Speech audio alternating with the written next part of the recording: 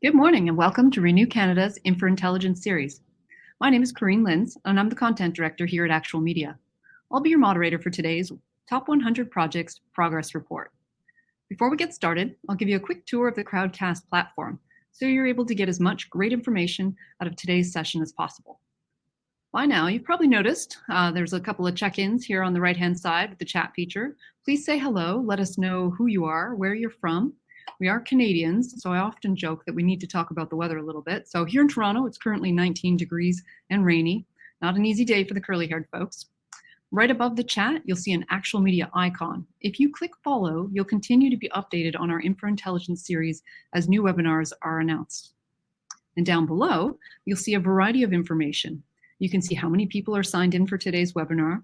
You'll see the polls feature, where we encourage you to cast your votes. You also see a little green button that will link to the speakers' websites, so be sure to check those out as well. And most importantly is the Ask a Question feature. So don't be shy about becoming part of the conversation. We'll do our best to answer as many questions as possible as we go along. Now, this is our 7th InfraIntelligence webinar of 2021. Last month, we had a constructive conversation about the rapid evolution of mass timber over the past 2 years, and what is still to come in the years ahead. Today, we've got a bit of a different kind of discussion topic lined up. It's different in that it doesn't focus on one specific area of infrastructure. Rather, it focuses on all the biggest projects across all the categories. So each year, Renew Canada magazine publishes an annual report on the top 100 largest public sector infrastructure projects currently under development in Canada. Just to give you a little perspective on this, it reflects more than $250 billion in assets. The report is released each January and is followed up in February by a Top 100 Gala celebration that includes the who's who's of Canadian infrastructure. Now, this past year has thrown a few curveballs at pretty much everyone, but specifically for the construction and infrastructure industry, there have been a couple of key factors potentially impacting the progress of these important projects. On the one hand, there's COVID and all the challenges and delays that it brought in terms of managing construction teams, social distancing, material supply, etc. On the other hand, we also have had an influx of funding from all 3 levels of government. So right now, we're just over halfway through our reporting cycle on the top 100 projects. So it's the perfect time to check in and see how things are progressing. We have a lot to cover over the next hour, but before I jump in and introduce you to our panel, I would like to take a few moments to acknowledge the many First Nations and Indigenous peoples of Canada. As the original stewards of this great country, I'm here in Toronto, which is located on the traditional territory of many nations, including the Mississaugas of the Credit, the Anishinaabe, the Chippewa, the Haudenosaunee, and the Wendat peoples. We all share in the responsibility of our natural infrastructure, and there's much we can learn from the traditional knowledge of the land, water, and materials that allow us to build projects that benefit all Canadians. Okay, so let's get started and meet our experts. I'm going to begin by inviting each of our panelists to the screen. Once they are all on screen, I'll have each of them spend a couple of minutes to introduce themselves and quickly tell us a bit about where they're from, what their role is, and what perspective they bring to today's discussion. First up, we have Jeff Good. Just give him a moment to get to screen. Good morning, Jeff. Good morning. And then next up, we have Michael Powell from the Canadian Electricity Association. Good morning, Michael. Thanks for joining us. Okay. And then last up, we have Andrew Macklin from WSP Canada. He may be a familiar face to some of you. Welcome, Andrew. Thank you for joining us. All right, so Jeff, why don't you kick it off with a little intro of yourself? Tell us who you are, where you're from, and what you bring to today's discussion. Thank you, Corinne. Good morning, everybody. My name is Jeff Good. I'm Vice President of Health and Social Infrastructure Projects for Infrastructure BC. Many of you might know us better as Partnerships BC. We were renamed late in, I think it was December of 2020. Our firm's been around for 19 years now. I've been with Partnerships BC and now Infrastructure BC for about 18 of those. Obviously, we're from Western Canada. We're in British Columbia. I'm in Victoria today. We've got a lot of projects happening and looking forward to some good discussion about it today. Thank you, Corinne. Thank you. All right, Michael, your turn. My name is Mike Powell. I'm Vice President of Government Relations at the Canadian Electricity Association, CEA. We're the national voice of electricity, I'm contractually obligated to say. But our 40 members make, move, and deliver electricity in every province and territory in Canada. Our big focus right now is making sure that every day our members provide clean, affordable, and reliable power to Canadians. And as we look ahead towards a decarbonized economy and a greater use of electricity as Canada pursues decarbonization goals, how we can continue to do that. And that's going to be a real growth, particularly requiring new infrastructure over the next 30 years, potentially 2 to 3 times the amount of electricity we produce today. So that's what we're thinking about. Excellent. Thank you. And Andrew. Thank you very much. Good morning, ladies and gentlemen, and thank you for having me today, Corinne. It feels kind of surreal being on this end of this presentation. For those of you who don't know me, I used to be the person in Corinne's job, being the one who was hosting these events up until about 6 or 7 months ago. I'm now the external communications specialist at WSP. Of course, I'm sure most people know WSP, but in case you don't, we're a global professional services firm who has our home base here in Canada. Our global head office is based in Montreal. Our national head office is based here in Thornhill, Ontario. We do it all, is what I like to say a lot of the time. We are heavily involved in much of the public sector infrastructure across Canada, heavily involved from coast to coast to coast. We are, before we acquired Golder back in April, we were more than 8,000 strong here in Canada. Estimate we're somewhere around 10,000 strong now here in Canada. But like I said, we have our toes in a lot of the awesome public sector infrastructure that's being developed in Canada, and we continue to work with clients across the country to get great things done for communities across the country. Awesome. Thank you, Andrew. All right, so before we dive into the questions that I've got prepared for our panel today, Andrew, I'd love it if you could provide a bit more context on what the Top 100 report is all about. In your previous role here, I believe you were quite intimately familiar with the Top 100 report. I'm sure there was some lost sleep and a little bit of frustrations at times too, for it's a big project. So could you give us a little bit more perspective on that? Certainly, happy to. So for those of you who don't know, in my previous role, working where Corinne is now, I produced the 2016 to 2020 versions of the Top 100 Projects Report. So as Corinne said, it represents the top 100 largest by dollar amount active public sector infrastructure projects in Canada. To give you a little bit of the qualifier behind the projects must be in active procurement or construction, have a defined project value and a defined scope, and most or all of the necessary funding for the build portion of the project must already be secured.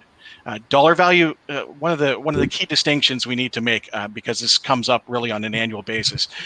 The dollar value of the projects is based on the contracts, not necessarily just the construction costs. So the one variable you will see in the report is that really not all dollar values are equal, because as we know, some projects are just design build, where some others are design build, finance, maintain, or design build, finance, operate, maintain.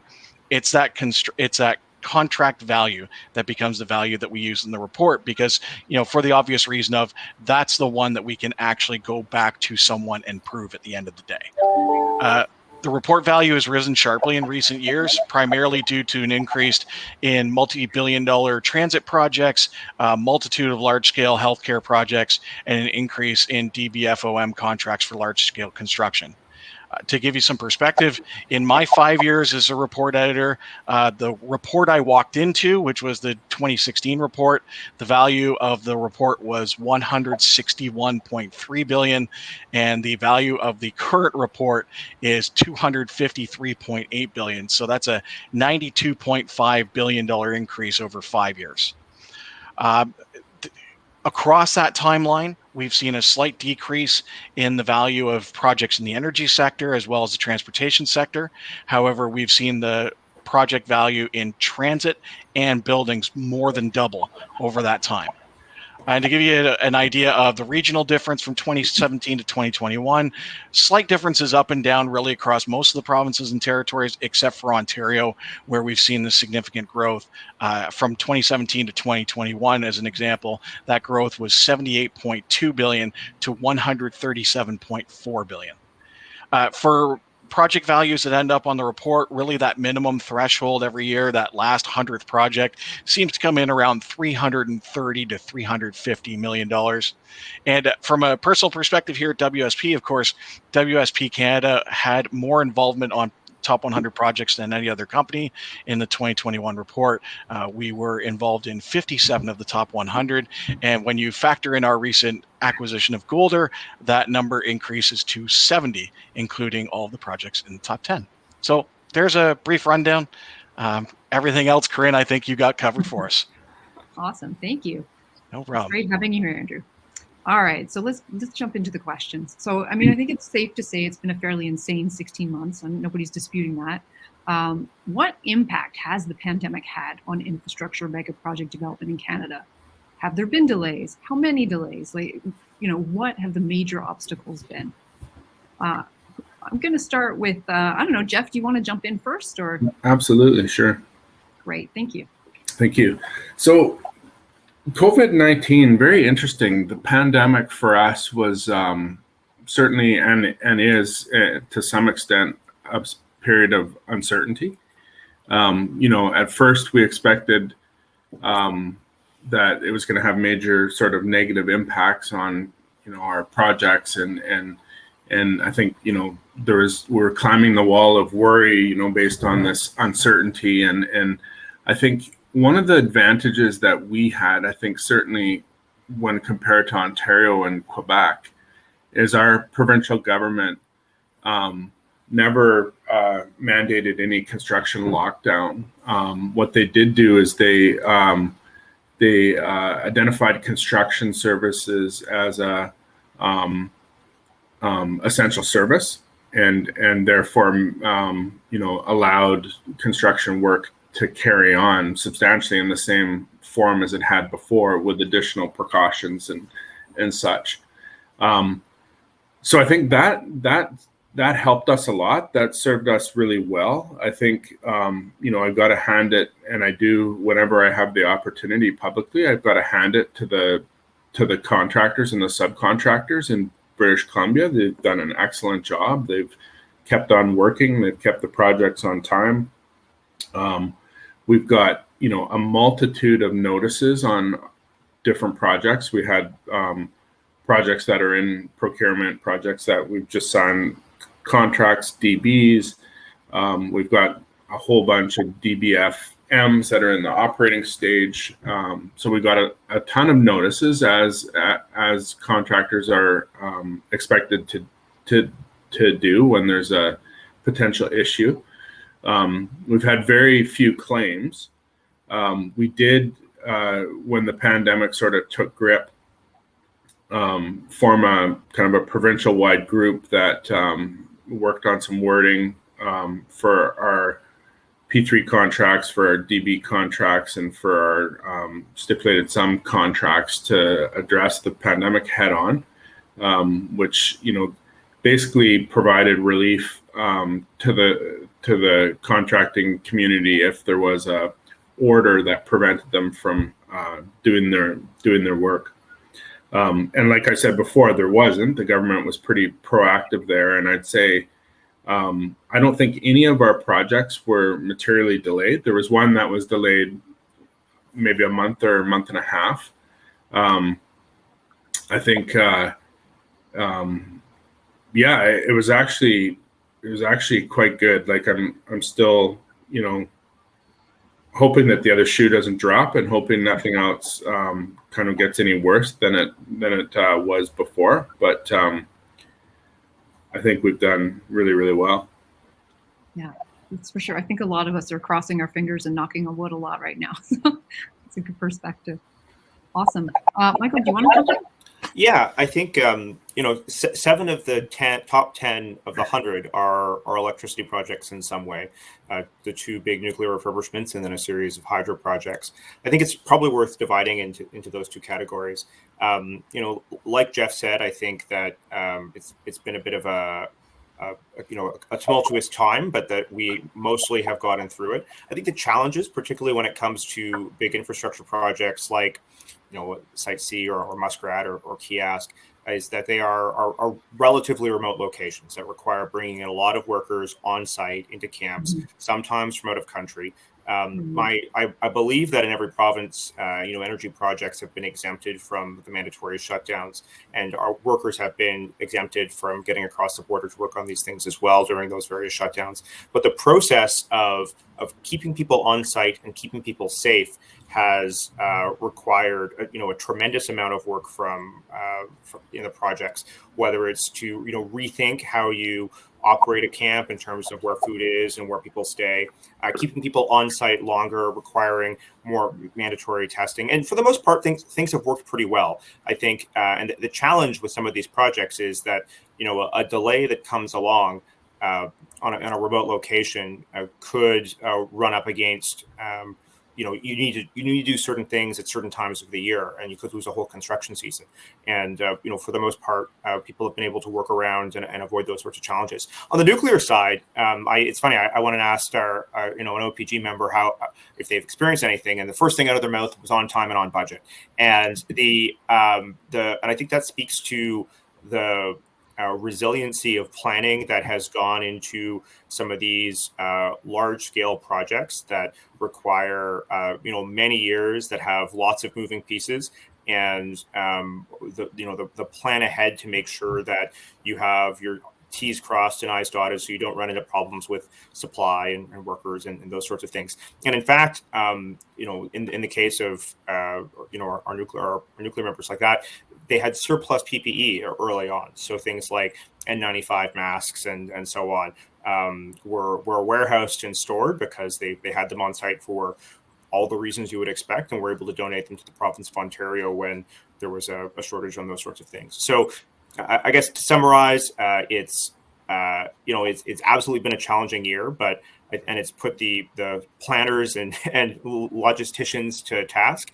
But collaborating with public health, with the unions and workers, we've been able to get through it in a way that has allowed projects to move forward in a safe and reliable way. Well, that's great. Andrew, would you like to jump in too? Absolutely. In building, I mean, obviously the health and safety concerns and the changes to protocol and everything has certainly been a big challenge everyone has had to adjust to. But, speaking to a few of our members across the country, just in advance of this conversation, a few other interesting things that came up. First of all, the on-site collaboration. We're so used to just being able to pull people together and problem solve and bring all the disciplines together. And that's one of the big challenges you have on these mega projects, is you've got so many disciplines working simultaneously. Not being able to bring people together as efficiently, including clients, has certainly been a struggle that this pandemic has caused. And certainly once we're through it, hopefully once we're through it, we'll be able to get back to that, on-site, in-person collaboration to make things a lot easier. For a company like ours, one of the things that is great about what we do is that, we have so many experts placed across the country, and COVID has made it really hard to bring those people here.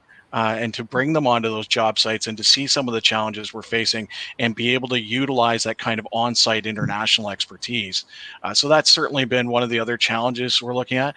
And then, of course, it hasn't come up, but the supply chains.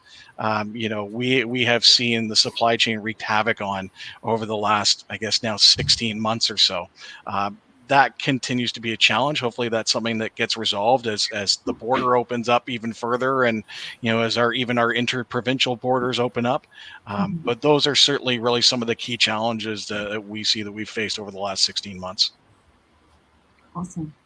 On the flip side, has there been a silver lining to any of this? Has the pandemic, I mean, we've seen articles in Renew and recently around rapid procurement models and modular construction. Are things like that, or innovations like that, showing up in any of these mega projects? Is there a silver lining?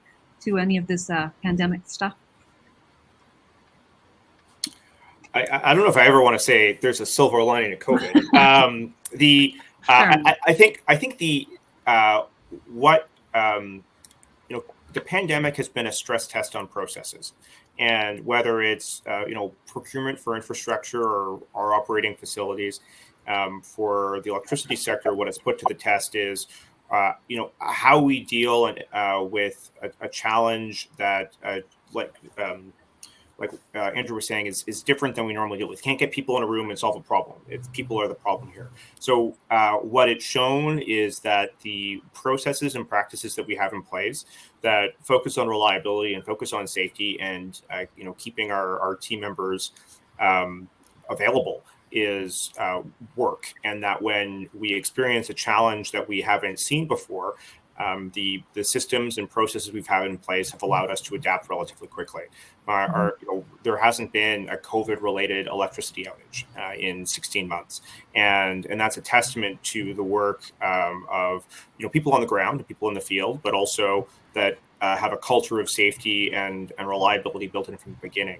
And I think if there's anything we can take from the pandemic, the lesson is that all that work that we do on a regular basis builds up to things like this, which challenge us in ways we haven't before. That allows us to, focus on getting the job done and do so in an environment that is more difficult, but difficult in ways that we wouldn't have been able to predict previously.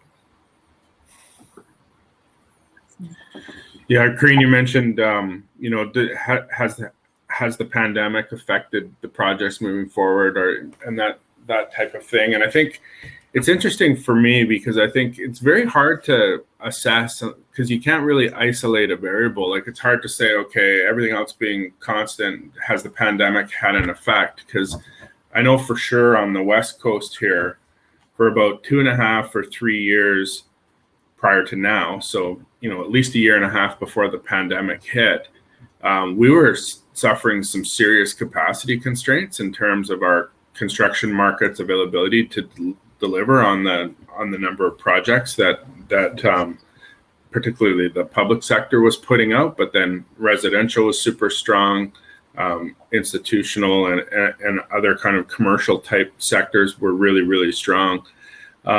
So we had started doing things to kind of address that and basically to make our project as attractive or more attractive than the next project, which is difficult in the public sector at times. But we looked at different procurement models. We developed our own form of progressive design build approach, competitive alliance. We've got one project that's being delivered using that methodology. I think the key considerations with those two methodologies are it's easier for the market to compete. It's less costly. It takes less time to sort of be identified as a preferred proponent or not. You're tying up your kind of people for less time in a period of uncertainty. So I think that those are some of the things, that we've done. We had very challenging RFQs. Like, we had a RFQ for $800 million hospital where we got one response. Oh, wow. Shortly after that, we did another RFQ for a $600 million hospital. We got one response. So it didn't take, we didn't have to get punched in the lip twice to kind of figure out that we've got a problem and we need to do something about it. So we started looking at these different models. I think you talked about the previous episode where we were talking about mass timber and mass timber is coming to BC in a big way. I can tell you that. Mm-hmm. Modular we've looked at. I think we're using that for delivery in certain projects. I was just over at the port on the weekend, and there's a giant cargo ship there, and there's all these modular sections stacked up. There's got to be probably 60 of them stacked up and getting ready to get loaded on the ship to go somewhere. I don't know where, but I intend to find out.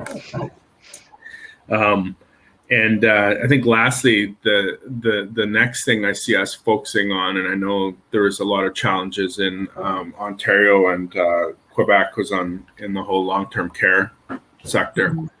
And, I think we've probably systemically sort of underbuilt capacity over the last 10 or so years.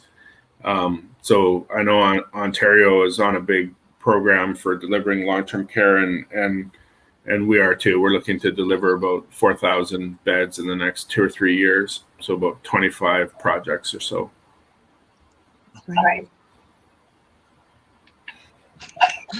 Yeah, sorry, I'll just jump in real quick. A couple of things from our end. Certainly for those kind of smaller projects that need really that concentrated effort, we have seen some of the benefits of remote working. You don't have 60 or 80 voices behind you throughout the office that are, buzzing around and maybe interrupting you to ask you quick questions as you run around. So we have seen some of those benefits from remote working, of people being able to actually just get down to business and really focus on some of the projects. But I think when you look at what the tangible benefit has been to infrastructure development, I think you look at the work that's been able to be done in the transit and transportation sector with that reduction of service, with that reduction of the number of cars. We've even seen it with the pedestrian spaces where we've been able to shut down portions of streets to pedestrian traffic.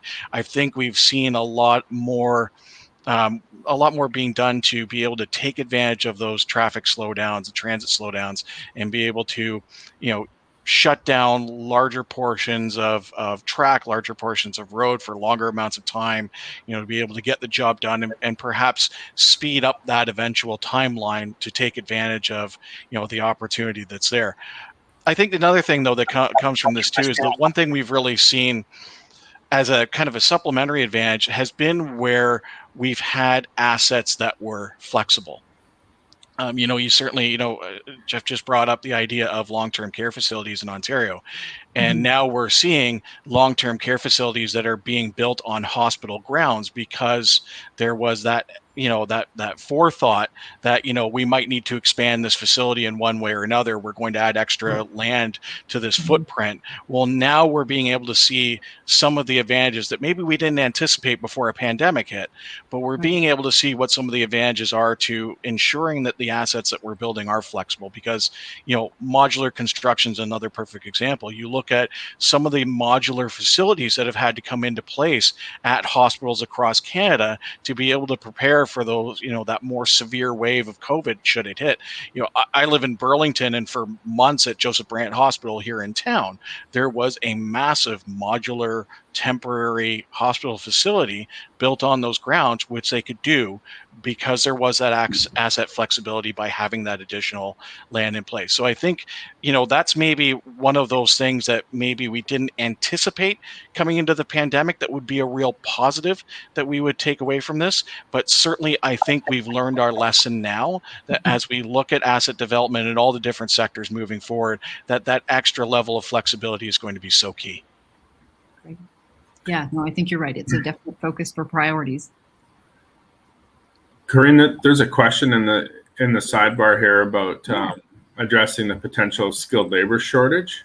Yes, an increase in projects across Canada. I made me think about something we're doing, and maybe it's worth a comment. I'm sure other jurisdictions are doing similar type things, but we've been quite focused on what we call community benefits now for a number of years. We're looking at different ways to deliver those benefits as these projects are built. And one of the ways we're doing it now, we're calling it procurement and contract terms, but putting a number of requirements in the procurement process and then ultimately in the contract around a number of things, including developing skilled labor. I think like one of the things, every time I talk to a contractor, they're saying, students and young people today don't aspire to be drywall journeymen, or they don't want to be concrete journeymen. They're looking at other things, cleaner jobs, that sort of thing. So we're looking at what kind of things we can do in our projects to kind of motivate folks and to frankly kind of work more directly with those parties that kind of deal with underrepresented and maybe equity seeking groups and different groups that kind of encourage young people to enter into the skilled trades, and our government has made a fairly healthy commitment in terms of funding, in terms of some of these projects, like a number of percent of the value of the project is going towards these things. So hopefully that helps. I think innovation and the way we do things can sometimes modular, for instance, can kind of reduce some of the need for workers, but it's definitely right on the radar. And there's huge challenges in terms of making sure that we've got the skilled trades to deliver the projects. Where in acute care, for instance, about 60% of the cost of the project is people, and it's really critical to us being able to deliver these projects moving forward. Jeff, while we've got you chatting, there's a question directly for you here too. Why did you only get single bidders on those large projects? Oh, wow, this is a good one. Okay, so I'll tell you a story about a contractor I talked to. Hopefully he's not on the line here. I said, okay, we've got all these projects. As we do, we're always in contact with the market and talking. And this was about a year before the pandemic hit. And I said, I've got this project coming out. Are you going to bid on it? I can't remember exactly. I think it was, 500 million or something like that.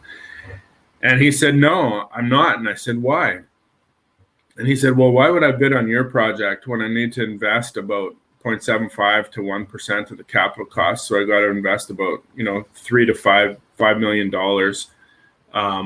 for the right to enter into your procurement process, which is going to take about 15 months before I find out whether I'm the preferred proponent or not, of which I have a 33.3% chance of being named the preferred proponent. And then he said, last week I took the float plane down to Seattle. I did a PowerPoint presentation to a residential developer down there and signed a $400 million cost plus project in 3 hours. I'm like, okay, you got me. So I don't know if it's looking at the escalation rates and stuff across Canada, I don't know if it's quite as acute in other places as it is here, but certainly pre-pandemic, the amount of construction activity here, like I'd never seen anything like it in my 18 years in this business. And oftentimes you'll get a market where it's really hitting in one sector, like whether it's condo building or something else, and then you have like regional based booms, like the big Phoenix build out way back when, and I think the hallmark of this upswing is that it's broad, and it's broad regionally, and it's broad by sector. Like we're absolutely firing on all cylinders here. Like we're at the point now, I'm getting pricing on acute care right now that's over $15,000 a meter. Like it's hard to even believe. We're getting lots of good questions coming in. You guys are very popular. What I would like to do, just to make sure we get to it, is I want to talk a little bit about government investment, and I think some of the questions we have are somewhat related to that as well. So to our attendees out there, I promise I will circle back and we'll cover them. All right. So there have been some significant investment announcements from all levels of government since January. Can we talk a little bit about what those investments are, what impact they're having on Canada's biggest projects, and perhaps I think it might be easier if we break them out a bit by category. I've loosely categorized them, kind of transit and transportation, the bridge highway sort of area, and then buildings, healthcare, military, public, and then water, wastewater remediation, and energy. So let's start with transit.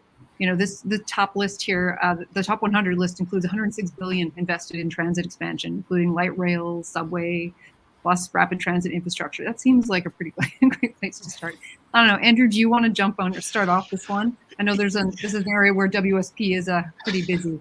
Yeah, sure. I mean, certainly, we have seen that this government is very much committed to what do I say? Infrastructure investments that focus on climate change and environmental considerations.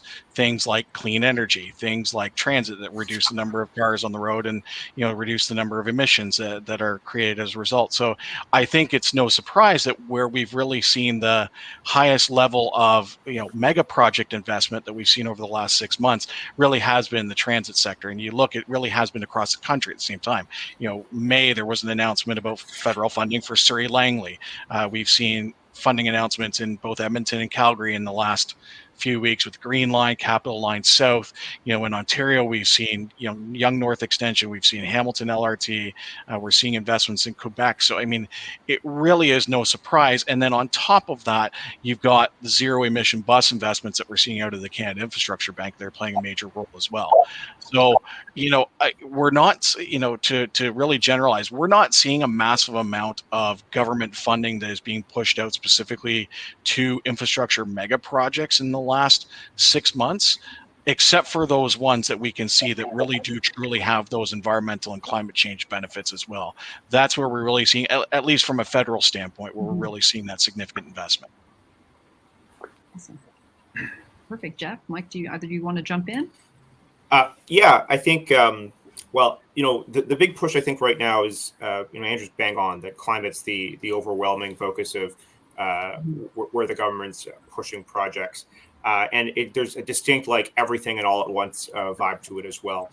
For the energy sector, particularly for the electricity sector, the Conference Board of Canada a few years ago estimated that there was about $1.7 trillion of investment needed to reach our Paris targets. We've tightened it up now with net zero to 2050. And if we're looking to build 2 to 3 times the amount of clean power by 2050, the pace of investment and the pace of building is going to be unprecedented. And I think that the challenge is less about government dollars coming out, but getting projects moving and working through the process of getting it built. As an example, where we're keeping an eye is just how I don't think there's always a sense in government of the scale of the need for movement on this. That when we see things like even the EV mandate for 2035 or commitments for the hydrogen strategy, which will have more clean energy required for that, to get moving on projects, we're going to need to do that. For the 2030 targets that Canada has, basically it'll be electricity that is around or underway for projects right now. And in our sector, 30 years is not a long time. It takes decades to get a project approved and built. And so to build out, there's going to need to be that scale. So the question is less, is the government spending dollars? I think there is a focus. There is programs to kickstart things. The investment in SREPS, which is the Strategic Renewable Energy Program, will help get pilots moving. That is moving, $1 billion almost out into utilities across Canada over the course of the next few years. But it's the big scale stuff to get moving that we're going to need to think about, and that's going to be a mix of big projects. It's going to be a mix of small ones. It's going to be energy efficiency, and so the all of the above and all at once is something that we aren't seeing yet, but we'll have to start seeing very soon. Awesome. I think if I could add, I think Andrew mentioned the Surrey Langley SkyTrain. I think that's a big transit project that's coming up here. We've got a bunch of work that's going to be happening on Highway 1, the Trans-Canada. There's the George Massey tunnels coming up, which is going to be a huge project. I think in the neighborhood of about $4 billion or so. The other thing I would just want to add, and Infrastructure Ontario has been doing this for a long time, and we've been wanting to do it for a long time, and we kind of finally convinced our government that it was a good idea. So now Infrastructure BC publishes a project brochure every 6 months, and it's on our website. It's at infrastructurebc.com. It has a number of projects that are identified by the sort of phases like planning, pre-procurement, and active procurement. And I think in the latest reiteration, which is the second time we've published it, we've also come in partnership with a number of the big capital agencies in BC, so like BC Hydro, Metro Vancouver, TransLink, and other number of other the big capital developers. So we're trying to get, kind of a one-stop shop for those people that are interested in what's happening from a capital perspective in BC. So there's tons of details on all the projects that are happening. I thought I'd just point that out because I've got it sitting in front of me. It's a great handy document. It's great. It looks like, and I'm guessing Andrew probably just posted those to the channel. Yeah, I had some of these handy. I knew they would come up in our discussion, so I wanted to make sure for those of you that are tracking major project development at home, I'm putting in the chat here the links to the BC brochure, the IO's latest update, the Quebec infrastructure plan for 2021-2031, which hasn't come up yet. And the other one that I'm just going to pop in here for everyone right now is the link to the Alberta Major Projects website. Because, going to Michael's point, you want to talk about renewable energy development coming up in Canada. I was quite surprised looking at the Alberta Major Projects site the other day, just how many large-scale wind and solar projects are in the pipeline in Alberta. There are quite a few that are under, that are either proposed or in procurement right now. Several that look to be, kind of that $200 to $500 million scale. So certainly fitting in our mega project conversation that we're having today. That's fantastic. All right, I'm going to keep us moving forward, just so we have a bunch of segments here. So transportation, we covered it a little bit already, but I mean, that's a 27.1 billion piece of the overall top projects pie. Are bridges and roads, are they a priority as well, and from an investment perspective? Yeah, I can start on this. I mean, Jeff certainly talked about some of the great stuff that's underway in British Columbia. I think the other place that you're seeing a lot of movement in the transportation portfolio is Quebec. Certainly that you've seen that, on last year's report, we saw a couple major projects, the Ville Marie and the Vigier tunnel project that came on, but we're looking at, there's a third crossing from Quebec City to Lévis that's under development. There's several significant highway projects that are already underway in Quebec. I believe the Ile aux Torts project, bridge project should be somewhere close to to joining the top 100 project list. So we're seeing some major bridge and tunnel work in the province of Quebec. The other place that we're looking at, and something to keep an eye out for actually right now, we've seen some significant investments in highway renewal in Nova Scotia. And if anyone is paying attention to the Nova Scotia provincial election campaign that we're currently in the middle of, there has been quite a bit of discussion already on investments in highways in that province. So certainly I can't remember, I think election day is August 17th, 18th, something like that. But certainly something to keep an eye out for when we talk about transportation investment, as it has been something that has come up during the election campaign so far in Nova Scotia. Anyone else want to jump in on relation to transportation, or shall we move on to buildings? Yes. Okay. Buildings. We build poles alongside roads, but that's well. There you go. Yeah. Important poles. No. Okay. So the buildings category, and I can't remember if it was Andrew or Jeff who mentioned the fact that buildings are a bigger piece of the pie these days as well. So certainly amidst the pandemic, there's been a spotlight on healthcare, which we've already talked about a little bit, and there are 13 projects on that top 100 list relating to healthcare. How are these moving forward? I mean, I was going to ask, are they being prioritized? But clearly they are, right? So that if the pandemic has done anything, it's definitely shone a bit of a spotlight on our healthcare situation. So anyone want to jump in and talk about that a little bit? Maybe I can start, Corinne. So I think we've got a couple projects on there. We've got the St. Paul's project that's currently under construction. That's about 2.8 billion. We've got the Royal Columbian Phase 2 project that's about 800 million. We've got about 3 or 4 other hospital projects that are under construction right now, sort of in the 200 to 400 million dollar range. We've got a number in procurement. We've got 2 more in procurement. We've got a couple in the planning phase, and you can see all these projects in the brochure. We've got a couple in the planning phase, one that's about to start procurement.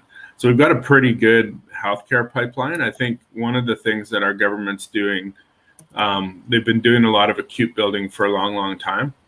And I think we're moving a little bit more towards long-term care. And I mentioned it earlier, we've got a large number of units that need to be delivered, and we're looking at creative ways to do that right now. And I think also we're looking at a lot of the capital focus is shifting a little bit, I think now, or I shouldn't say it's shifting. It in addition to our breakneck acute construction program, we're looking at primary care facilities and sort of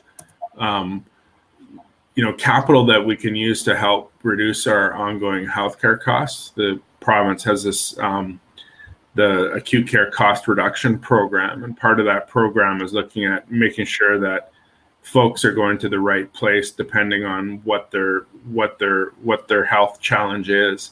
And if you have a sprained finger or a cut or you need a couple stitches, the ER is not necessarily the best place to go. It isn't. I guess there's a number of problems. It's certainly not the least expensive place to go, and it's actually not the safest place to go.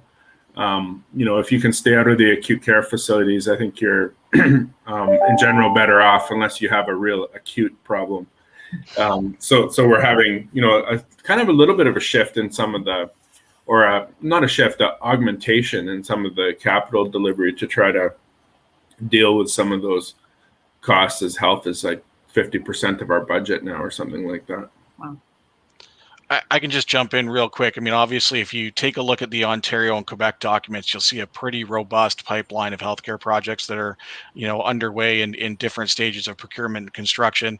A few key active projects that are obviously, underway in Atlantic Canada. You've got the QE2 redevelopment project in Halifax and surrounding municipality, and the new Corner Brook Acute Care Hospital in Corner Brook, Newfoundland.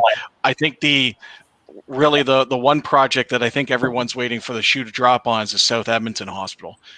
That's a project that's been talked about for several years.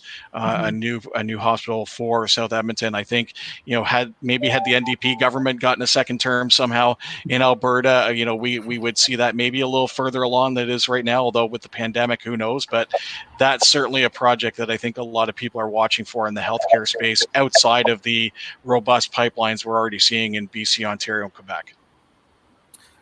Maybe just to pivot away from hospitals a bit, because I think it's been covered well, is to think about not just big projects, but retrofits of existing buildings. That the built stock in Canada is tremendous, and that one of the priorities the federal government has identified is increasing energy efficiency to those.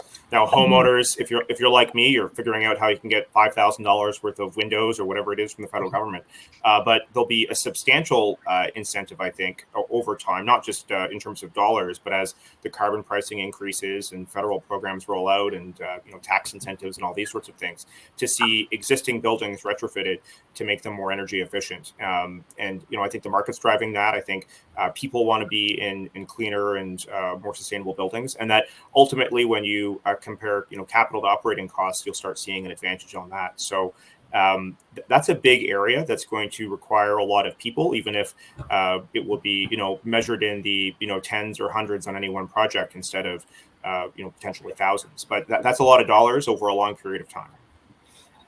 I like that thought, Michael. I know we've done quite a bit of work with our Climate Action Secretariat in BC around that exact thing, and I think one of the challenges we have, or one of the things I think we get a bit hung up on, is everyone's interested in the new projects and the sexy projects, and I always say, well, you can't take sexy to the bank. And I think you hit the nail on the head in terms of, if we're really serious about climate change and we're really serious about energy, then we need to look at retrofits, because that's the best bang for your buck, I think. I think when we start thinking about electrification, which is going to be one of the main pathways towards decarbonization, I think as a society, we sort of have it in our heads how we do transportation, at least personal vehicles, EVs. You understand them. They're basically the same thing as a regular car, but cooler, right? But buildings, particularly when it comes to heat load, are going to be more of a challenge. And I think there's two challenges. As you said, new ones, make sure we're building them as efficiently and as sustainably as possible. And then on the second side, what do we do with existing buildings? And, between now and 2050, the average person or building is probably going to upgrade or replace their HVAC system a couple of times. So how do we take advantage of those periodic shifts? And again, thinking about doing so in a way that focuses on, like, how do you reduce carbon emissions, and how do you do so in a way that is affordable? Because at the end of the day, home heating is, you might have preferences for whatever, but at the end of the day, it's all warm air, and it's how do you do so in a way that is sustainable and affordable. All right, what we haven't had any conversation about though so far is the water wastewater remediation side of these projects as well. I'm guessing, Andrew, you probably got more of a involvement in this one as well. Well, certainly. I mean, we've seen a lot of small and medium scale investment, and clearly, water wastewater is an area of investment interest for the federal government. That's certainly the case. When we look at really the big mega project investments, there's really two that you look at in the last couple months. The one from, I think it was late last week, early this week, in Manitoba with the North End sewage plant. That's been a project that's been on the top 100 list for, I think, as long as I can remember. And then the other big one that we saw federal investment for, of course, is the Springbank Offstream Reservoir. And, that's once again the federal government, really signaling that, things that impact climate change, community resilience, things like flood planning and that are definitely a priority. That's a $432 million project. It's great to see that the federal government's put some money behind that, because certainly, when you look at the $5 billion worth of damage that was done to Calgary with the flood several years ago, hopefully this project is going to go a long way in preventing something like that from ever happening again. I think just building beyond just wastewater, hardening infrastructure to deal with climate risk is going to be more of a thing. Floods are floods, and you can build things higher up from the ground. But when you start considering more and more frequent windstorms, as is the case with, I'm actually in Halifax now. We're about to enter hurricane season the next month or so. Ottawa lost power for 2 days because of a tornado a few years ago, and then wildfires out west, which are, as heat waves become and droughts are moving forward, it's going to be more of a challenge. Investment in those sorts of things is going to be critical, not just because it's a lot cheaper to build something a little better the first time than to rebuild it again, but also just because reliability and resiliency are going to be all the more important. If we're going to, particularly on the electricity side, if we're going to ask people to use more power for more things, it has to be available, and it can't just be knocked out because windstorms and fires are coming. Perfect. All right, let's talk energy. As our resident electricity guy on the panel, this one comes down to you quite a bit, I think. But yeah, you're right. I mean, I think you already mentioned it. 3 of the top 5 largest projects are, in that energy sector. How are projects in energy sector progressing, or rather not progressing? Is the funding coming your way, or? Yeah, so I think if you look at that list, they're all projects that are well underway. Number 2 and number 3 are Bruce and Darlington, which, as I said, in the case of Darlington, at the very least, it's on time and on budget, which is basically unheard of in nuclear refurbishments. And there's been a variety of challenges with some of the hydro projects, but that just speaks to the complexity of what's going on. I think the big thing moving forward is, like I said, how do we double the amount of electricity we make in Canada in the next 30 years? Like, we have to build a grid, double the grid that we have today, which has been built over 100 plus years in the next 3 decades. And that's going to require innovation and focus and a clear plan. And I think one thing that we do need to see from the government is a framework for how they see electrification moving forward. Where does decarbonization come from? Is it like where do we need what role does new transmission play? How is our new technologies going to fit in? What are we betting on things like SMRs and battery and grid scale battery storage? Where is energy efficiency and distributed generation going to fit in? But the biggest challenge that we have to get our head around is not it's easy to do a photo op in front of an EV charger or announce a new solar farm. I think the challenge is on sort of the back end stuff that is harder to see. How do you get projects approved and moving forward? How do you get them funded? Because our members are energy regulated, rate-based utilities for the most part.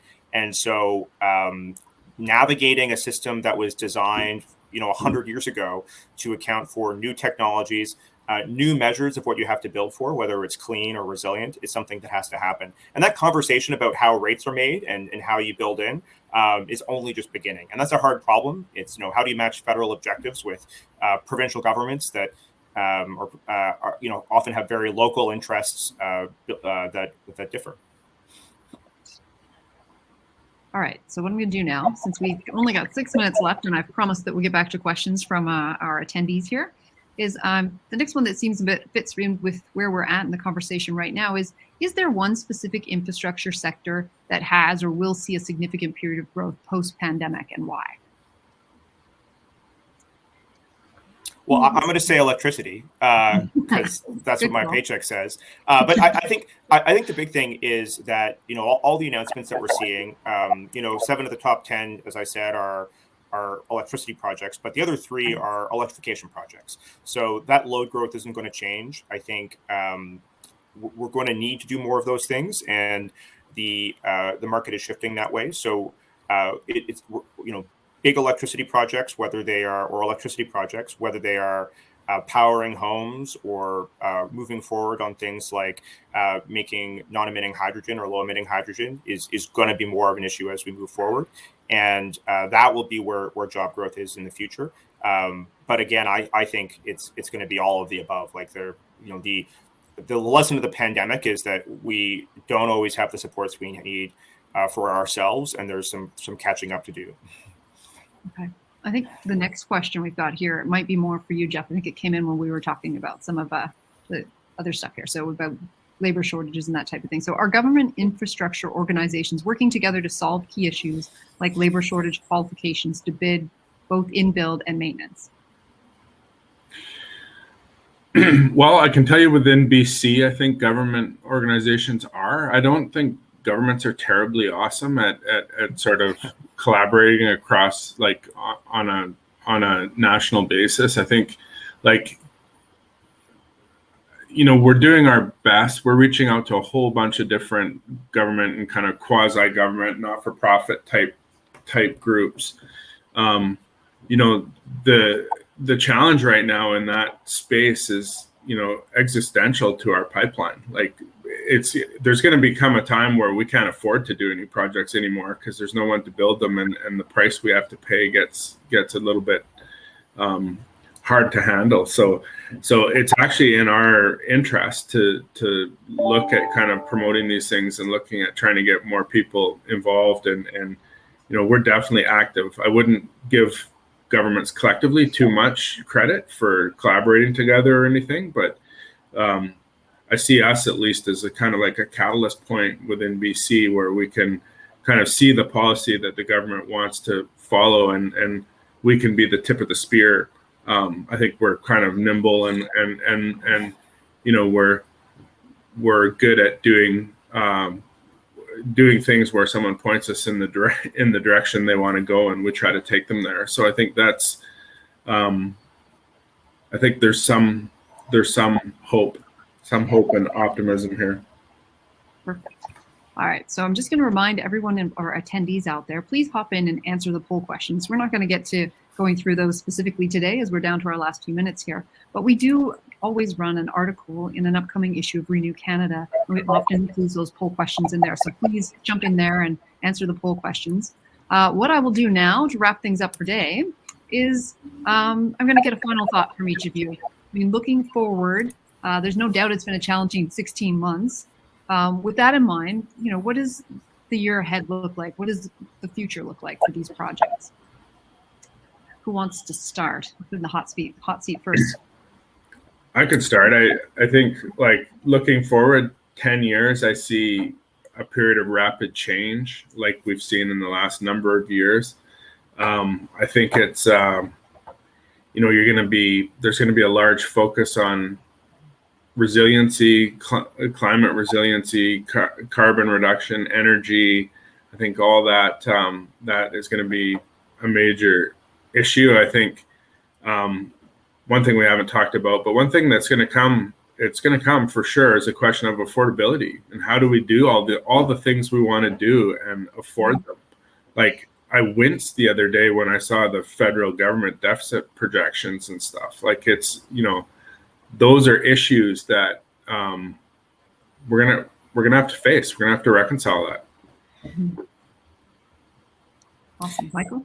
Yeah, I think first, I agree on affordability. I think how we balance these things is going to be a challenge, particularly for our normal models of paying for things, which like it is the way it's being funded, like on a utility basis, done in a way that is most equitable based on need and ability, or is and generationally too. Like, are we balancing the asset right over the life? And I don't know the answer to that question. I think we have to figure that one out. I think the other thing we'll see is sort of an echo boom from COVID. Like, how do supply chains work? We're not done with things yet. We're still seeing outbreaks and increases, and there's going to be a different world in terms of hybrid workplaces. What does that look like? And the sort of dealing with the trauma of post-COVID is not going to be, we'll be back to work on September 1st and everything will be fine.